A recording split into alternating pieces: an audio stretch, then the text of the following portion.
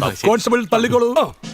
കാരണം എവിടെയോ ഇരുന്ന് ഒരു ബന്ധവുമില്ലാത്ത ഞാൻ അന്നാണ് അവളുടെ ജീവിതത്തിൽ അത് സംഭവിച്ചത്. എന്നെ പിടിച്ചതില് ഇങ്ങനൊരു കർത്തവ്യം ഏൽപ്പിച്ചിട്ടുണ്ടെങ്കിൽ എന്തോ ഭഗവാൻ തീരുമാനിച്ചിട്ടുണ്ട്. പറഞ്ഞാലും വിശ്വസിക്കൂല. വെറുതെ തള്ളിയിട്ട് പോയതാ. അല്ലെങ്കിൽ വെറുതെ കളിക്ക് പോലും നിങ്ങൾ വീട്ടിൽ എന്തെങ്കിലും ചിന്തിച്ചിട്ടുണ്ടോ, ഞാൻ ഇതുപോലെ ഒരു സ്ഥാനാർത്ഥിയായിരുന്നു, ഞാൻ രാഷ്ട്രീയത്തിലേക്ക് വന്നാൽ എന്ന് നിങ്ങളുടെ ഇടയിൽ ഒരു സംസാരം പോയിട്ടുണ്ടോ? പ്രേക്ഷകരുടെ കണ്ണിലുണ്ണിയല്ലേ ഞാനിപ്പോ.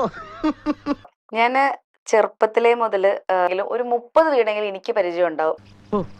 ഭയങ്കരം തന്നെ. ഞാൻ എന്റെ വീട്ടിൽ ഇരിക്കില്ല. ഞാൻ എല്ലാവരുടെയും വീട്ടിൽ പോയി അവിടുത്തെ കാര്യങ്ങള്, അവരുടെ ആവശ്യങ്ങള്, അവർക്ക് എന്തെങ്കിലും ചെയ്തു കൊടുക്കാനുണ്ടെങ്കിൽ അത് എഴുതി വെച്ചിട്ടുണ്ട്. ആർക്കും വാരിക്കോരി കൊടുക്കുന്നവളാണ്. എല്ലാ തലവേദനകളും എടുത്ത് തലയിൽ വെക്കും. നല്ല തറവാട്ടുകാരാ, ദാനധർമ്മികളാ. അപ്പൊ അതുകൊണ്ട് എല്ലാ കാര്യങ്ങളിലും കോർഡിനേഷനും ഒരു ലീഡർഷിപ്പ് റോൾ എനിക്ക് ചെറുതിലേ മുതലുണ്ടായിരുന്നു. ഇവനാളൊരു സകല വല്ലവൻ. അപ്പൊ എന്റെ അച്ഛൻ എപ്പോഴും തോളത്തിട്ടിട്ട് പറയും, മന്ത്രിയാവുന്ന തോന്നണേയുള്ളു.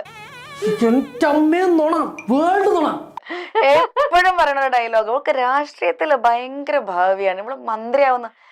ഞാൻ ആരോ ഏട്ടാ രാമേന്ദ്ര, ഈ നമ്പർ ഞങ്ങളുടെ ഇറക്കരുത്. മന്ത്രിയാവും എന്നെ കളിയാക്കുക അച്ഛൻ. ഒരു കഴുതൊക്കെ കാര്യം മനസ്സിലായി. പക്ഷെ ഇത് വന്നപ്പോ എനിക്ക് അതാ ഓർമ്മ വന്നേ. അന്നദാന ഹാളുകളിൽ മിക്ക സമയം ഉത്സവ സീസണൊക്കെ ആയതുകൊണ്ട് പോകേണ്ടി വന്നു. അപ്പൊ മൈക്കൊന്നുമില്ല നമ്മുടെ കയ്യിൽ, വലിയ നീണ്ടു നിവർന്ന് നടക്കുന്ന ഹാളാണ്. എന്ത് ഭ്രാന്താണ് ഇയാള് പറയുന്നത്? ഇങ്ങേയറ്റം പോലെ അങ്ങേയറ്റം വരെ കേൾക്കുന്ന രീതിയിൽ ഞാൻ ഒച്ചയിൽ സംസാരിക്കും. എന്നെ കൊണ്ട് എത്രത്തോളം ഒച്ചയിൽ സംസാരിക്കാൻ പറ്റും അത്ര ഒച്ചയില്. കേൾക്കുന്നവർക്ക് അതൊരു നുണ പോലെ തോന്നും. നിർത്തണേ അവന്റെ ഒരു ഒടുക്കത്തെ കഥ. അപ്പൊ ഭക്ഷണം കഴിച്ചു നിൽക്കുന്ന പിന്നെ എന്നിലേക്കാ ശ്രദ്ധ. അതിലും ഭേദം ഞങ്ങൾ അങ്ങ് ജീവൻ ഒടുക്കുക.